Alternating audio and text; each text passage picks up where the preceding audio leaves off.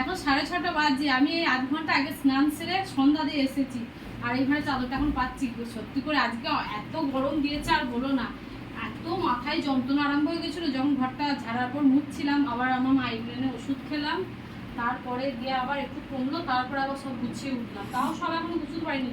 ওইখানে দেখো ওয়ার্ড্রপগুলো রাখা নেই, বুঝতেই তো পারছো ফাঁকা। ওগুলো কালকে ওয়ার্ড্রপগুলো রেখে যেগুলো আমার গ্রোসারি আছে ওগুলো ঢোকাবো। আর আমি বাবা আজকে যদি ঘর ছেড়েছি, কি বলবো, হাঁপিয়ে যাচ্ছি। বাবা প্যাটিস নিয়ে এসেছে আমার আর সোনাইয়ের জন্য। বলছে আজকে খেটেছি সোনে, প্যাটিস খা। এই দেখো, এটা কিন্তু ভেজ প্যাটিস।